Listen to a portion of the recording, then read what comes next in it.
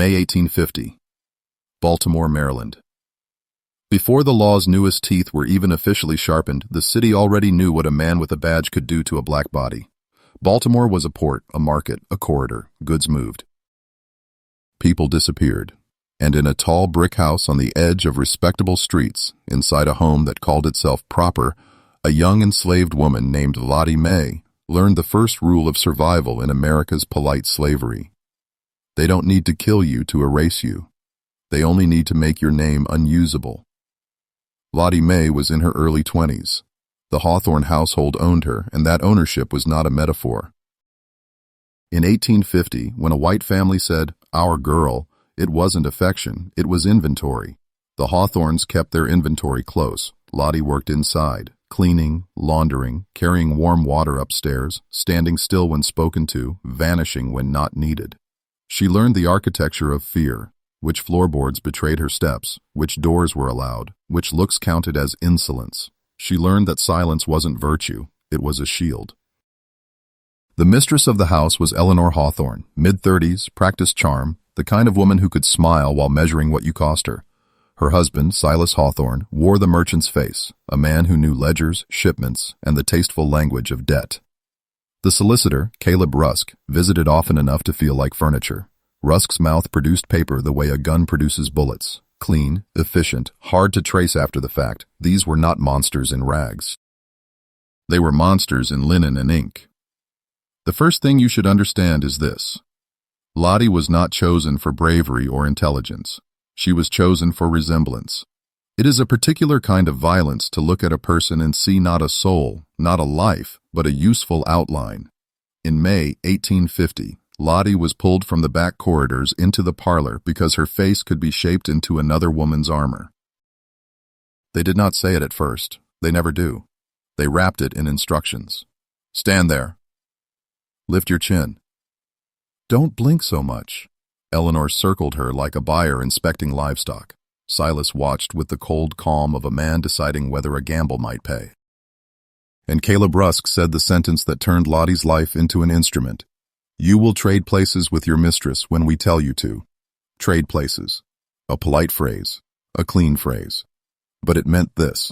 Lottie would be dressed, coached, positioned, and displayed as Eleanor Hawthorne, long enough to misdirect federal marshals who were coming to the house or to the neighborhood asking questions that could ruin the Hawthornes. The mistress wanted protection without exposure. The husband wanted the home intact, the accounts unseized, the reputation unbroken.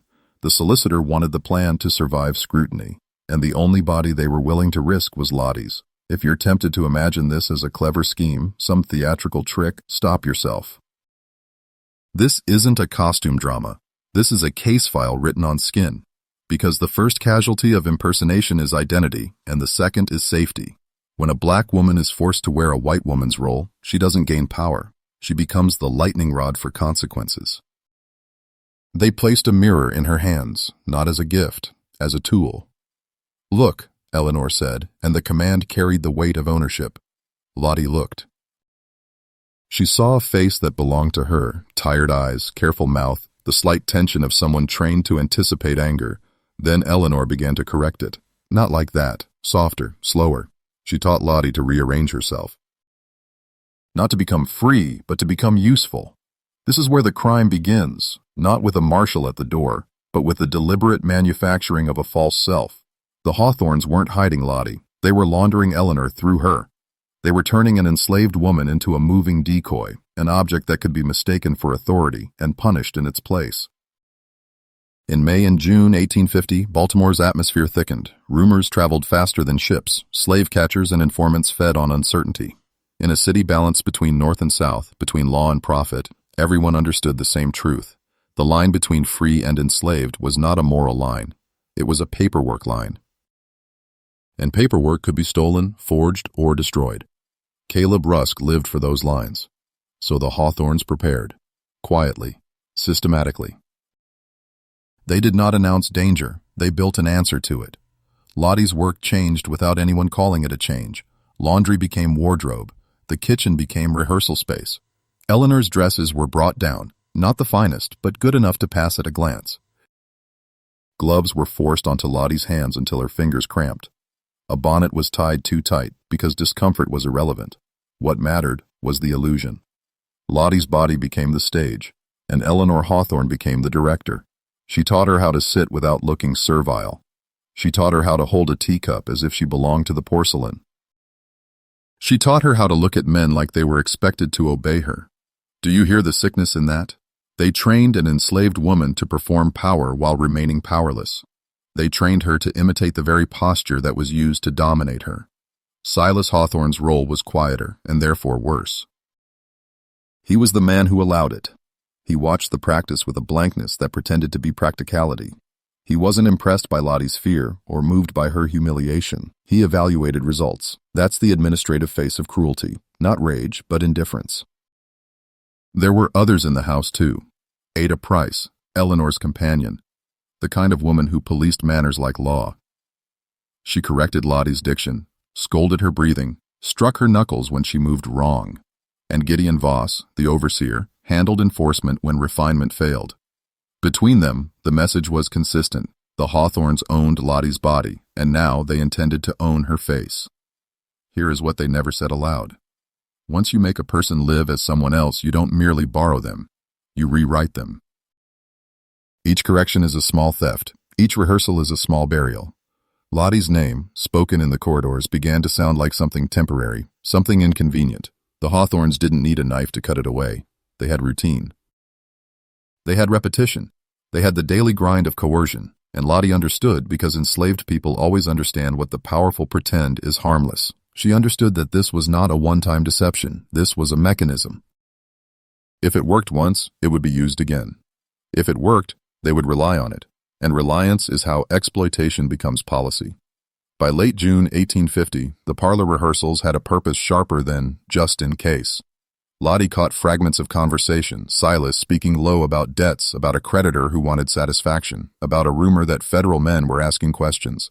Caleb Rusk mentioned the word marshal without drama, as if it were weather. Eleanor's composure started to crack in private moments. A hard grip on a teacup, a sudden pause at the window, the way she listened for carriage wheels like they were gunshots. Whatever was coming, the Hawthornes believed it could be diverted with one thing: a controlled mistake, a false sighting, a respectable face at the right time. And they had decided that Lottie's life was the cheapest price to pay. So May 1850 becomes the date we mark. Not because a door was kicked in, not because a warrant was read, but because that month is when the mirror was placed in Lottie's hands and her identity was declared negotiable. The mistress's mirror. The tool of substitution, the weapon of misdirection, the instrument that lets the powerful escape consequences while the vulnerable absorb them. Remember the name, Lottie May. Say it like it matters, because in that house, in that year, it was already being treated like it didn't. And if you're listening from somewhere far from Baltimore, comment where you're from. Names and places are how we keep the erased from vanishing twice. Subscribe if you want the rest of this case on record, because what they started in May 1850 wasn't a trick. It was a blueprint. September 18th, 1850. Washington signs it. Baltimore feels it. The Fugitive Slave Act doesn't arrive as an idea. It arrives as a mechanism. Federal teeth, federal reach, federal rewards. It turns accusation into a business model and turns black breath into evidence someone else can claim. In the months that follow, the city's air changes. Not dramatically. Efficiently. Quietly. The kind of change that shows up in how long people linger at corners, how quickly doors close, how often footsteps pause behind curtains. Baltimore in late 1850 is not simply north or south, it is a hinge. A port. A marketplace with two ledgers, one for goods and one for bodies. And when the law makes federal officers responsible for returning property, it doesn't just empower slave catchers, it gives polite men permission to become hunters with paperwork. The promise of a fee does what sermons never do. It motivates the indifferent. It recruits the bored. It arms the cowardly with legal language. This is the frame the Hawthornes are operating inside. Eleanor Hawthorne polishing her reputation like silver, Silas Hawthorne counting debt like rosary beads, and Caleb Rusk writing solutions that leave no fingerprints. They do not need to be ideologues. The system is designed for people like them, people who want to keep their hands clean while others do the dirty work. If a black woman must suffer so a white household can survive a scandal, the law offers a convenient justification. If a lie must be told to save the family name, the law provides the urgency, and urgency is the most reliable excuse for cruelty. By October 1850, whispers become plans. The Hawthorns begin to speak in fragments, half-sentences that stop when Lottie May enters the room, conversations carried up stairwells so she hears only the last word. Marshal, warrant, after, before, shipment, creditor. It's enough. Lottie doesn't need the whole story to understand the pattern. When powerful people start hiding nouns, they are hiding consequences. Silas Hawthorne's merchant ties are a doorway into trouble. Debts don't announce themselves with drums. They arrive with letters and men who smile. A creditor can seize property. A rival can expose a secret. A federal officer can make a home public. In 1850, for a family like the Hawthorns, the worst disaster isn't moral exposure, it's administrative exposure. Papers scrutinized, accounts inspected, movements questioned. And behind all of that sits the private fear Eleanor Hawthorne will never say out loud. The law does not only chase runaways, it invites inquiry. It invites strangers with authority to ask, who is here? Who belongs here? Who do you claim? That kind of question is poison to a household built on control. Caleb Rusk anticipates that poison. He starts visiting more often after September 18, 1850, because new laws create new vulnerabilities, and Rusk is a man who profits from vulnerability. He speaks calmly about procedure, about misidentification, about keeping appearances stable. He is careful with his tone because he doesn't need to shout. Paper does not shout. Paper simply becomes true when a judge accepts it, and Rusk's gift is that he treats truth as a negotiable material. The plan that began in May 1850, Lottie May as the mistress's mirror, now becomes anchored to a larger terror. The Fugitive Slave Act legitimizes a category of violence that was already practiced in alleyways: the capture, the forced transport, the erasure of a person into someone else's claim. Under this law, a black person can be targeted by assertion. A white man can say, "That one is mine," and the law tilts toward him by design. The weight of proof is placed on the person least equipped to carry it. That's not a flaw. That's the point. Lottie understands it in her bones. The Hawthorns' scheme is built on the same logic.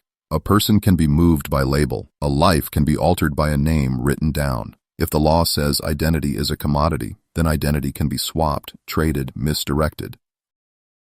And who gets used? Not the mistress, not the husband, not the solicitor. The person already classified as property, Lottie. By early November 1850, the outside pressure finally takes a recognizable shape. Deputy U.S. Marshal Thomas K. Bellinger is not a myth or rumor anymore. He is a man, a voice, a set of boots on a public street. His name circulates in the way dangerous names do, quietly, with a flinch. Bellinger has two hired men who hover at the edge of his authority, one called Isaac Crowley, another called Martin Peake. They are not deputies. They are what the law attracts. Men close enough to legitimacy to act boldly, far enough from accountability to act cruelly. What brings Bellinger to the Hawthorns' orbit is not a moral mission. It is an inquiry tied to a warrant that does not need to be fully explained to do damage. The new law makes it easy to justify presence, searching for someone claimed, verifying an identity, checking a rumor, looking into assistance. That last word matters. Under the Fugitive Slave Act, anyone suspected of helping a fugitive can be prosecuted. The law criminalizes sympathy. It turns assistance into conspiracy. It makes private households nervous, and nervous households do reckless things. The Hawthorns have something to hide, not necessarily a fugitive in their attic. This story is not that simple. Sometimes what a household hides is messier, a transaction that implicated them, a debt tied to human trade, a document forged to protect assets, a person moved without proper papers, an agreement that becomes illegal under scrutiny. The point is not which secret they carry. The point is how quickly they decide Lottie May should carry it for them. Eleanor Hawthorne's fear hardens into command. She becomes sharper with Lottie, stricter in rehearsal, more obsessed with detail. She is not preparing a disguise for Lottie's benefit. She is preparing a shield for herself. Eleanor teaches Lottie the most important lesson of white respectability. The performance must be convincing enough that a man with power feels comfortable believing it. Comfort is the currency. If Bellinger sees a mistress where he expects one, he will move on. If he feels he's disturbing a respectable household, he may prefer to accept the surface story. Not because he is kind, because he is efficient. Silas Hawthorne coordinates timing. He watches the street more often. He sends servants on errands that feel like reconnaissance. He speaks to Caleb Rusk in low voices about what they can legally ask and what they can't prove. That's the core of it, proof. The law runs on proof written by the powerful. The Hawthornes are not trying to be innocent. They are trying to be unprovable. And in the middle of this, Lottie May is made into a moving contradiction.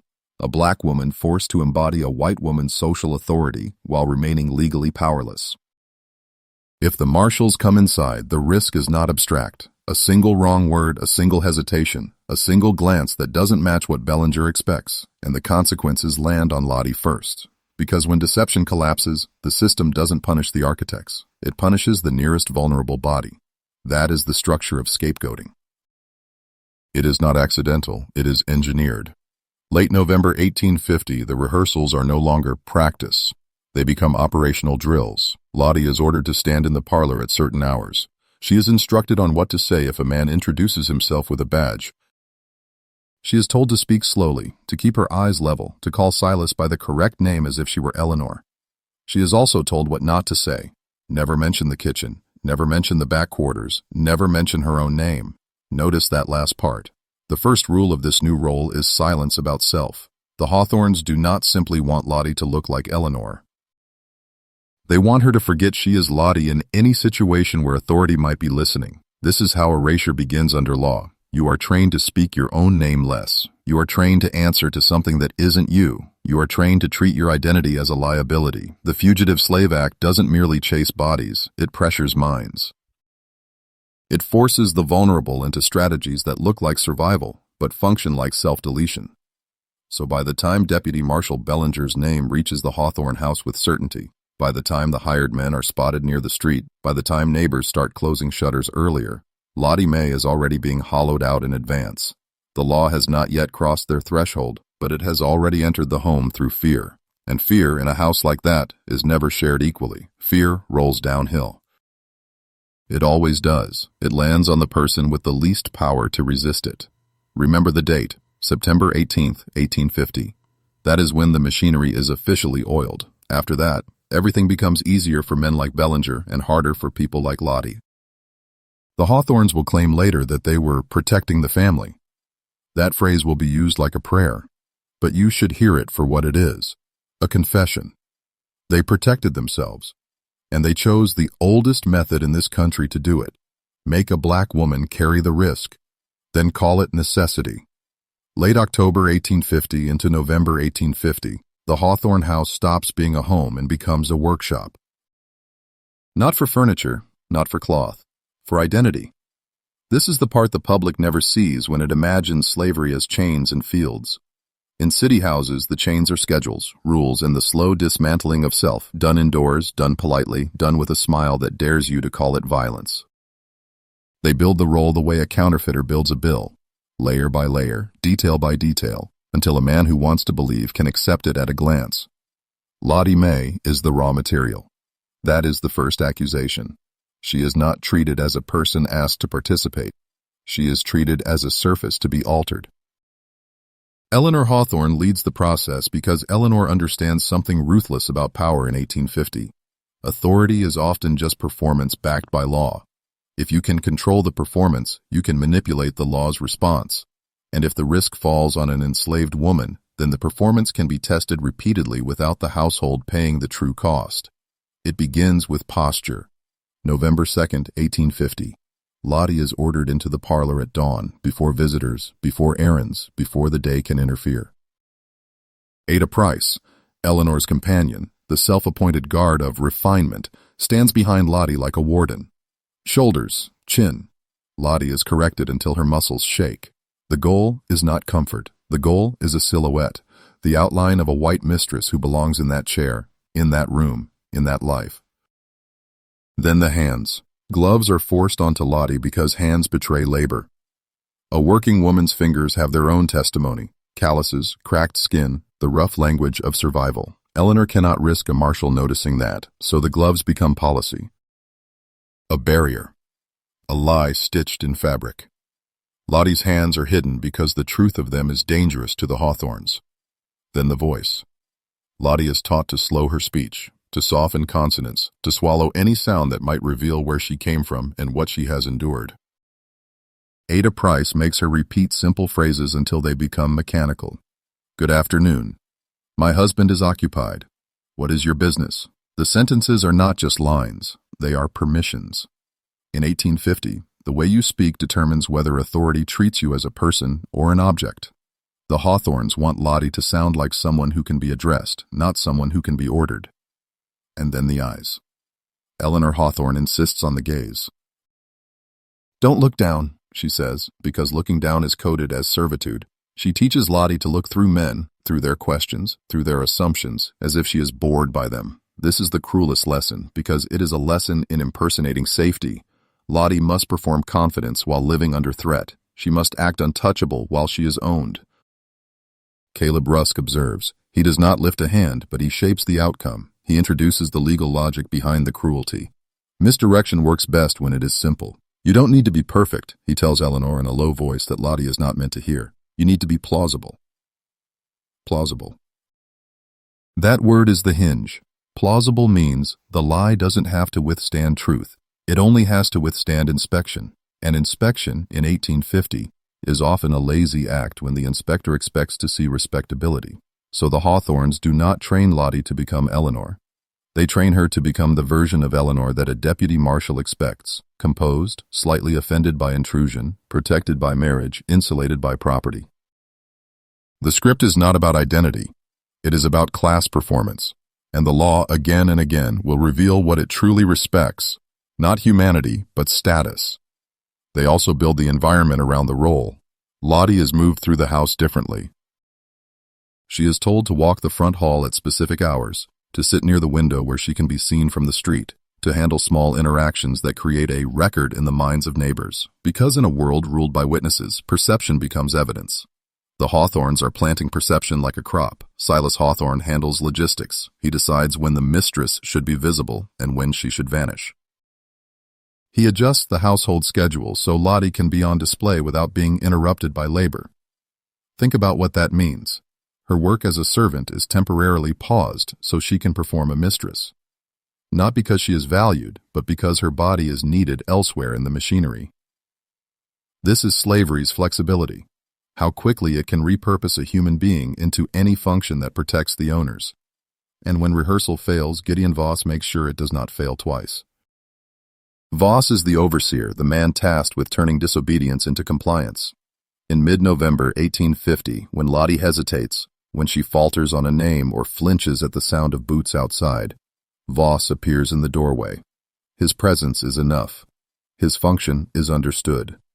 The Hawthorns do not need to bruise Lottie in front of a mirror to control her. They need only remind her what happens when she is difficult. The threat is the tool. The bruise is the message delivered after the tool is ignored. This is how the role becomes captivity inside captivity. Lottie is not simply forced to act. She is forced to internalize, because a mask held loosely can slip.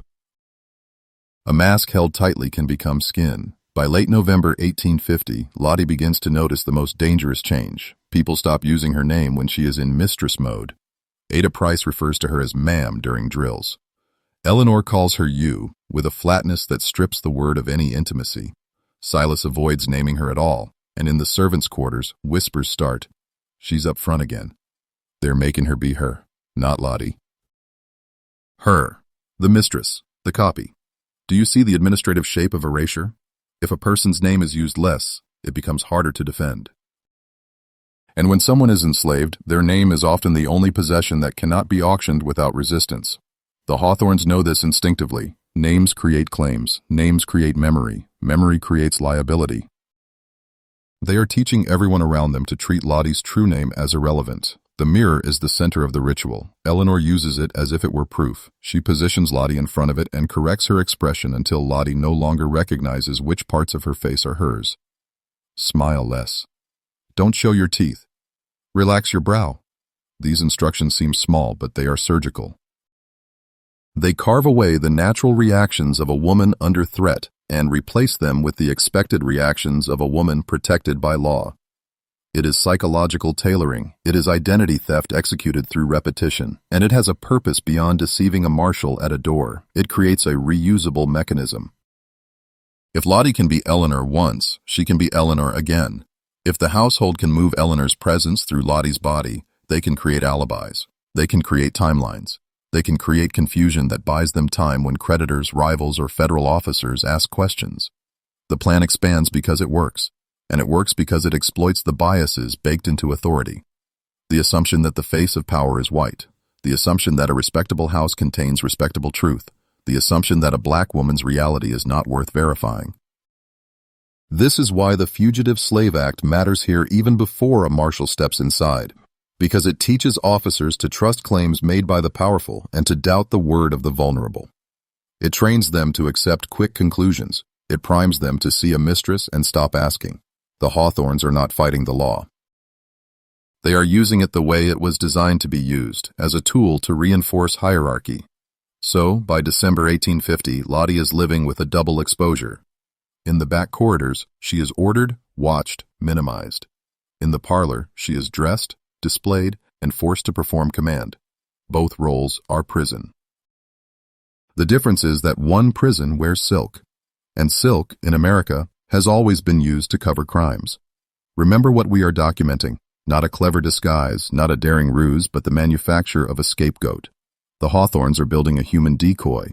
They are crafting a black woman into a shield so a white woman can avoid scrutiny. And every time Lottie steps into that role, she steps further away from the only thing that could ever testify for her later. Her own name, her own self, her own undeniable identity. Keep it on record, late October 1850, the workshop begins. November 1850, the role becomes routine. This is the moment the crime becomes repeatable, and repeatable crimes are not accidents. They are systems. November 27, 1850. Baltimore is cold enough that breath shows, cold enough that people move faster and ask fewer questions. It is the kind of weather the powerful love, because discomfort makes the city impatient, and impatience makes deception easier. On that day, Deputy U.S. Marshal Thomas K. Bellinger turns a rumor into action, not with a raid that would draw attention, but with the quieter method the Fugitive Slave Act encourages: inquiry with authority, pressure without spectacle, and the unspoken assumption that a black life is not entitled to the benefit of doubt. The Hawthorns are ready because they have been rehearsing for this exact collision. Eleanor Hawthorne does not meet the law at the door. She sends her mirror. Lottie May is dressed before the household is fully awake, not as a person being prepared, but as a prop being placed. Gloves, bonnet, the dress chosen for plausibility rather than elegance. Ada Price hovers, correcting details with a zeal that exposes her true worship, not God, not morality, but class. Gideon Voss stands close enough to be felt. Silas Hawthorne says little because men like him understand that silence is safer than lies when someone else is being used to tell them. Lottie is positioned where she can be seen quickly. That is the first tactical choice. The plan depends on speed, on giving the marshal something his mind can accept before his instincts start asking the right questions. The Hawthorns understand that authority is often lazy when it thinks it recognizes status. A white home, a composed mistress, a husband with a steady face. These are cues that tell a deputy marshal, you can move on, there are easier targets elsewhere. Bellinger arrives with two men, Isaac Crowley and Martin Peake, hired muscle pretending to be mere assistants. They do not announce themselves with courtesy, they announce with presence, and presence is violence when it is backed by law. Under the Fugitive Slave Act, a badge is a skeleton key. It opens doors, it opens mouths, it opens fear. Bellinger asks for names, for confirmation, for the kind of information that can be innocent in a different world and deadly in this one. The Hawthorns give him what they have engineered, a respectable face performing offense. Lottie is told to be indignant, not screaming, not dramatic, but offended in the precise way a privileged woman is offended when a man without pedigree interrupts her day. This is the grim irony. Lottie must imitate the very entitlement that excludes her. She must borrow the tone of a person who would never defend her. She must project the confidence of a woman protected by law while standing there as property under the same law, and Bellinger responds exactly as the system trains him to respond. He looks at what he expects to see and stops looking deeper. He does not ask the wrong questions because the surface answer satisfies his bias. That's not a personal flaw. That's institutional design. The law is built to protect households like the Hawthorns and to endanger people like Lottie. The Hawthorns are exploiting that design with surgical precision. Silas Hawthorne appears at the edge of the exchange, calm, almost bored, offering the quiet reassurance of a man who has paperwork somewhere. Caleb Rusk is not visible at first because Rusk understands optics. He knows when to stay out of sight and when to step forward. He lets the lie do the work before he adds ink to seal it. Bellinger asks about a rumor, something heard, something reported, something that could involve harboring, assistance, irregular movement. The exact allegation is not spoken loudly because loud allegations create records, but the implication is clear. If the Hawthorns are connected to any fugitive matter, the federal government can push its weight into their home, and the Hawthorns cannot afford scrutiny. Scrutiny is what makes paper trails visible, so the lie is delivered cleanly. Lottie's face becomes Eleanor's alibi. Her posture becomes the household's shield. Her controlled voice becomes the evidence Bellinger wants. It is not enough that she looks like a mistress. She must sound like the kind of mistress whose word is taken as truth by default. Here's where the net tightens. Bellinger accepts the performance, but he does not leave empty-handed.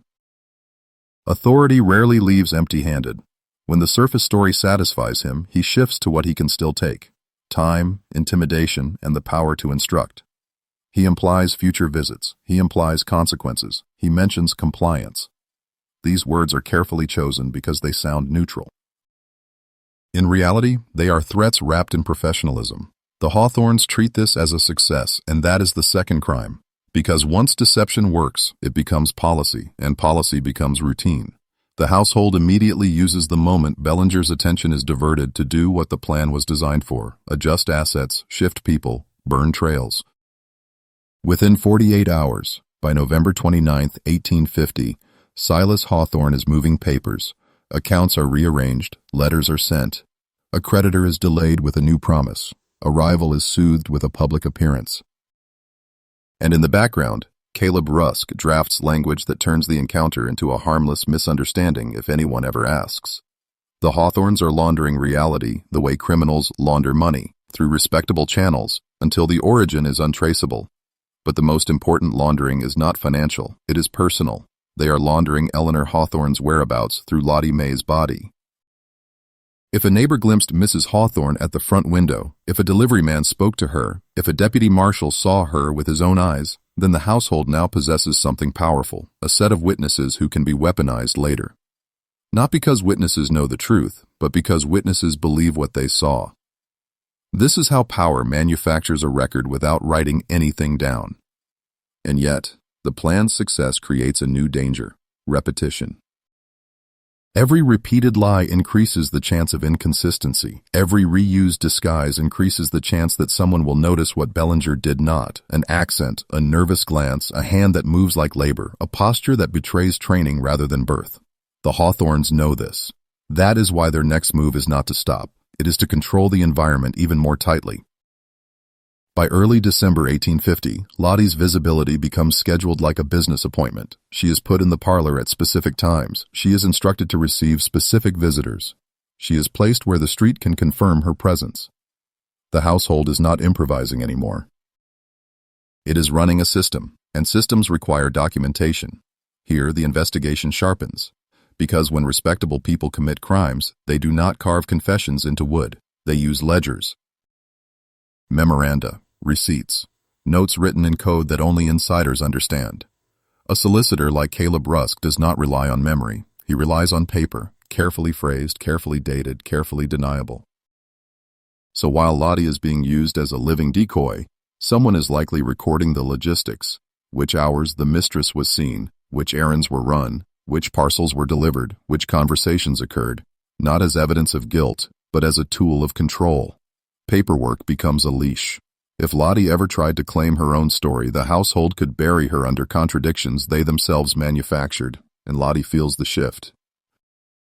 After November 27, 1850, she is no longer merely practicing. She is performing under real threat. The house becomes quieter, but not calmer. Quiet is not peace. Quiet is management. The Hawthorns speak less around her. Not because the danger is gone, but because the danger has proven the plan works. They become disciplined in their cruelty. The most chilling change is what happens to Lottie's name. In the days after the marshal is fooled, Eleanor Hawthorne speaks to Lottie less as if to a person and more as if to a function. Ada Price calls her ma'am during parlor hours and girl elsewhere, switching labels the way one switches tools. Silas avoids names altogether, because names imply recognition, and recognition implies obligation. Gideon Voss enforces silence about self. No slips, no personal references, no Lottie spoken in front spaces. The objective is not only deception, it is erasure. This is the moral core that cannot be softened. The Hawthornes are not simply lying to a marshal. They are constructing a reality in which Lottie May's true identity becomes harder to prove each day. They are teaching the world to remember her as someone else. And when the world remembers you wrong, the world can dispose of you without consequence. So yes, on November 27, 1850, the marshal is fooled. But that is not the victory the Hawthornes think it is. It is the moment the trap closes. Because a successful deception does not end danger. It multiplies it. It gives the powerful confidence to take bigger risks and to sacrifice the vulnerable more completely. Keep the date on record, November 27, 1850. Baltimore. The day a federal badge accepted a lie because a respectable household presented it. And the day Lottie May's face, her living, breathing self, was converted into somebody else's shield. That is what the system rewards, not truth. Not justice. Presentation, status, and the willingness to let a black woman absorb the consequences so white names can stay clean. December 1850 into January 1851, the Hawthorne house enters the stage that respectable families never admit. The stage where a human being becomes evidence to be managed. Not because she committed a crime, but because she witnessed one. Lottie May is now dangerous precisely because she is alive and remembers. And when the powerful cannot control what you remember, they move to control what the world can call you. After November 27, 1850, the deception is no longer a one-time maneuver. It becomes routine. Routine is how cruelty becomes invisible. Lottie is made Mrs. Hawthorne on a schedule. Front parlor at the right hour. Window visibility when the street is busy. Polite exchanges with deliverymen when gossip travels. Each performance is a brick laid into a false wall. The wall isn't meant to protect Lottie. It's meant to protect the Hawthornes from scrutiny, from creditors, from rivals, and from federal men who have learned that rumor is enough to justify intrusion. By December 3, 1850, the household's language has changed. The servants do not say Lottie in the front hall. They learn not to. It isn't written down as a rule, but it is enforced as one. Ada Price corrects them with a glare, a whisper, a snapped order. Not here. Gideon Voss enforces it the old way, the way power always enforces silence, through the memory of pain. In back rooms, Lottie is still girl. In the parlor, she is ma'am. The switch happens so often that the household stops noticing it. That is what normalization looks like. A crime repeated until it feels like decor. The deeper danger is not the performance itself. It's the paper trail that begins to form around it. A lie spoken once can be denied. A lie witnessed repeatedly becomes a record, and a record becomes a weapon.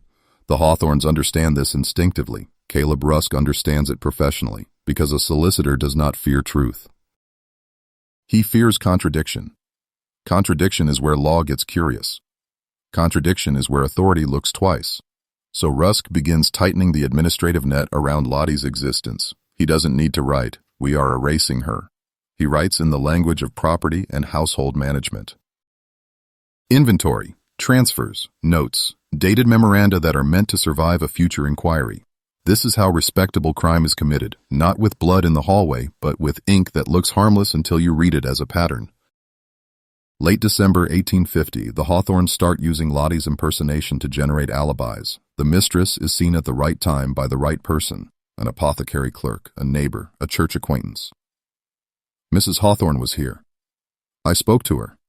They don't know they spoke to Lottie. They only know what the household trained them to believe, that the face of authority must be true.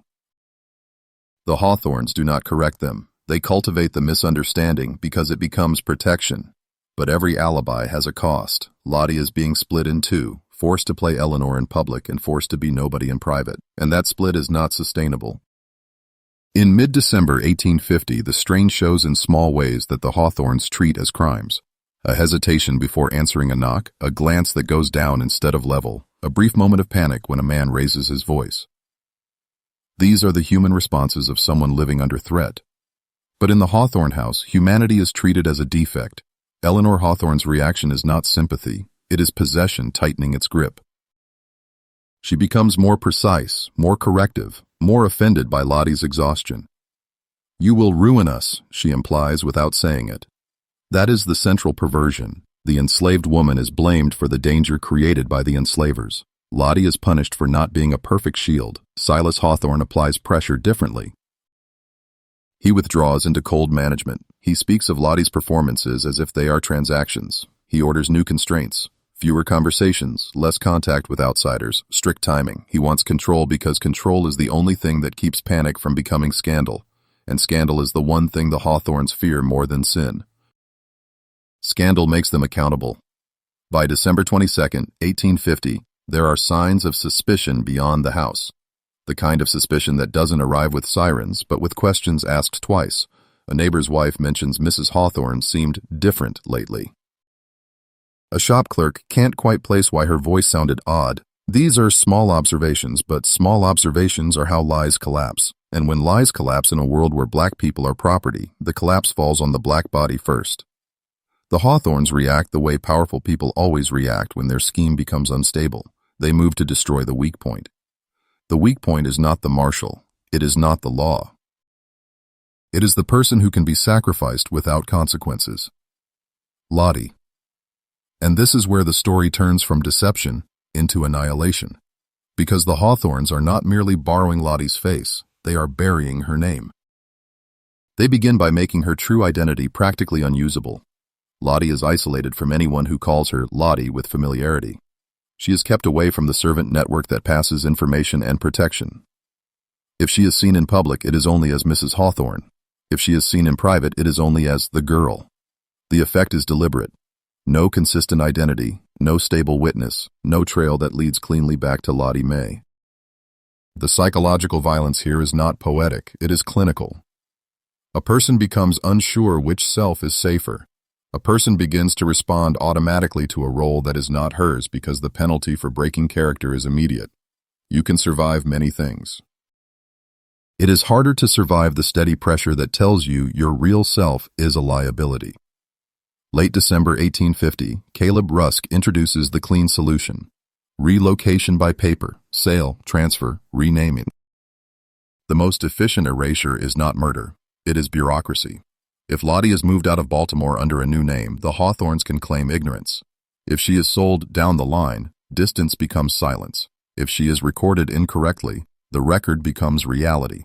And the law, especially after September 18, 1850, respects records more than it respects black testimony.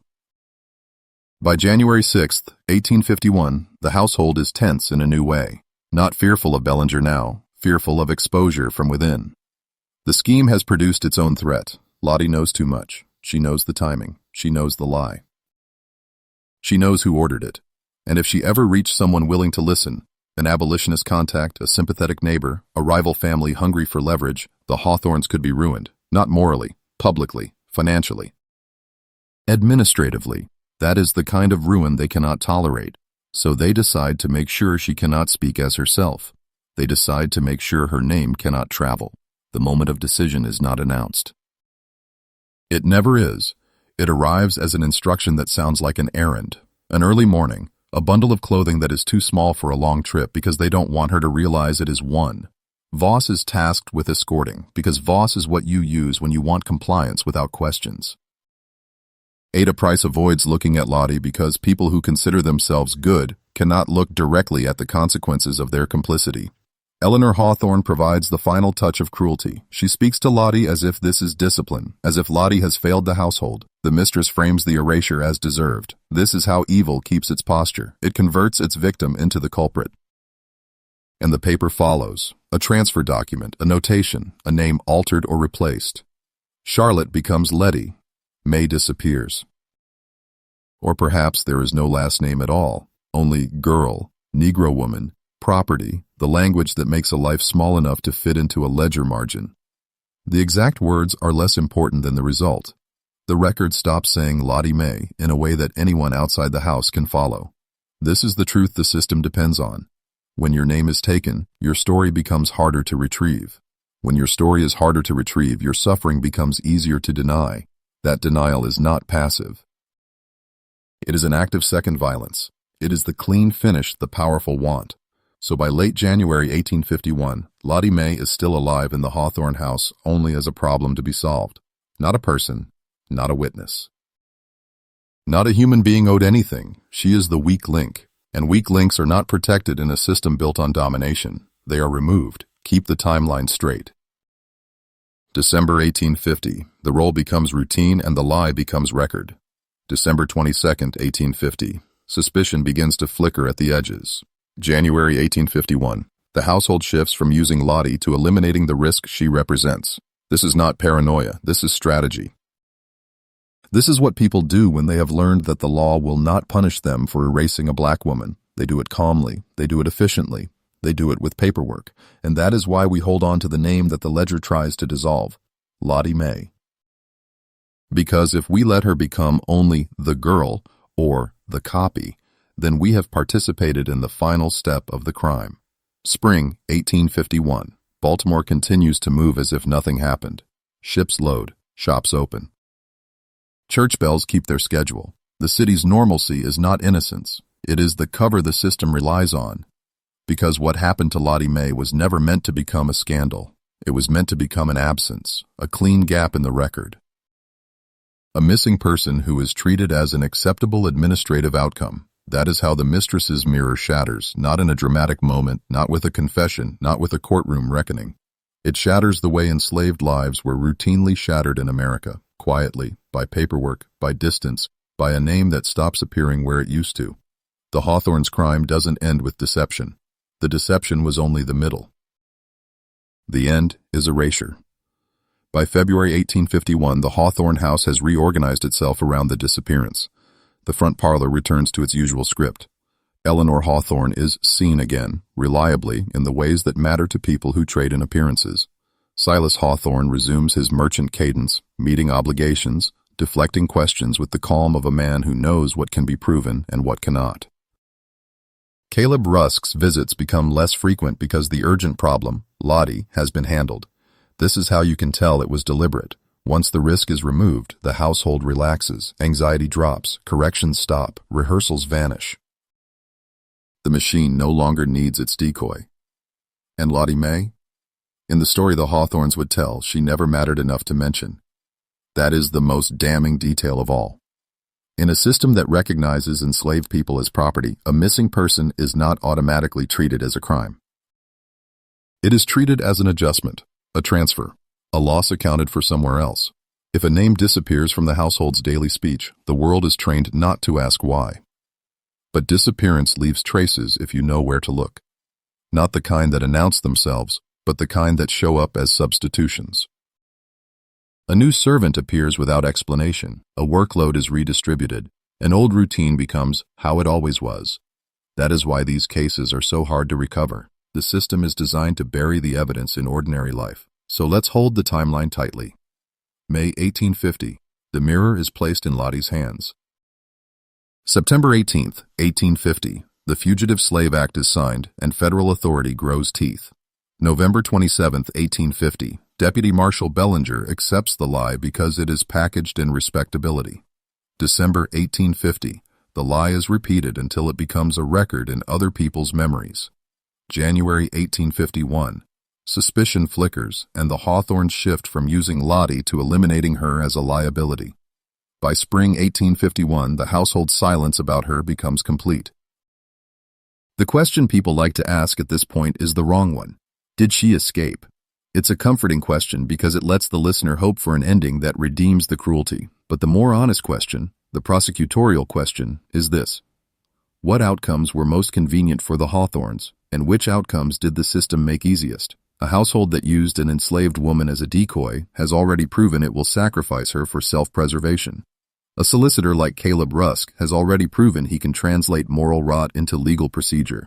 A man like Silas Hawthorne has already proven he values stability over humanity. And a city like Baltimore in 1851, balanced between free soil talk and slave market reality, has already proven it can look away if the paperwork is tidy. So the probable outcomes are not romantic. They are bureaucratic. A sale under a different name. A transfer to a contact outside the city. A forced relocation downriver or across state lines, or the slower, quieter death of identity. Lottie May becomes Letty, becomes Charlotte, becomes Girl, becomes a line item without a past. The Hawthornes do not need her dead to be safe. They only need her untraceable. They only need her name to stop functioning. That is why the mirror is the perfect symbol and the perfect weapon. A mirror reflects what stands before it, but it does not keep the original. It can reproduce an image endlessly without preserving the life behind it. The Hawthornes learned they could reproduce Eleanor's social presence through Lottie's body, and once they had extracted that utility, they discarded what remained.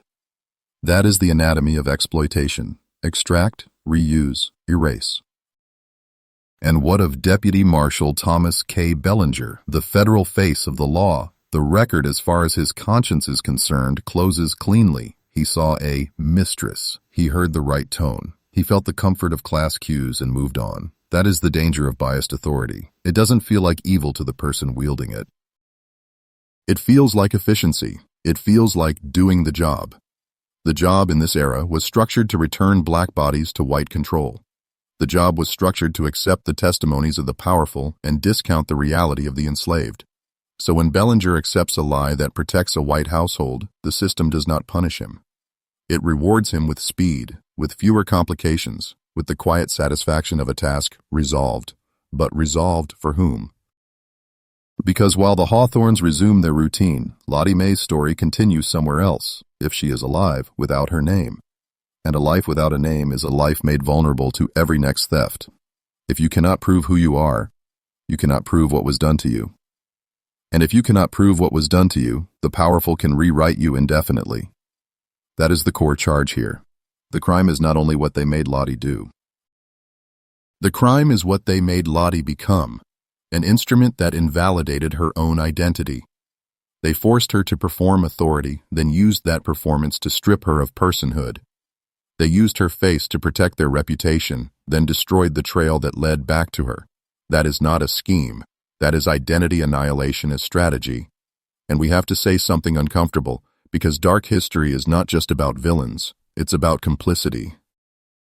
Every neighbor who accepted the surface story, every clerk who repeated Mrs. Hawthorne without question, every church acquaintance who valued politeness over curiosity, every official who treated paperwork as truth and black testimony as noise. These were the hands that held the system steady. The Hawthornes did not operate in isolation. They operated in a culture trained to prioritize white respectability over black reality. So the moral obligation now is not to admire the cleverness of the deception. It is to name it correctly. It was coercion. It was exploitation. It was the use of a black woman's body as a legal decoy. And it was the deliberate erasure of her identity when the decoy became dangerous. Do not repeat the story in the Hawthornes' language. Do not call her the girl, the copy, the mirror. Those are terms designed to make her disposable. The name is the point. The name is the line that resists erasure. Lottie May, Baltimore. 1850. If we cannot hold on to that, then we become the final clerks in the chain, filing her away into silence. And now the last question, the one that matters, belongs to you, because cases like this never come with a neat verdict. What do you think happened after Baltimore? Did Lottie May find a way to slip out of the role and into her own life, or was she swallowed by sale and renaming until even she could no longer say her name without fear?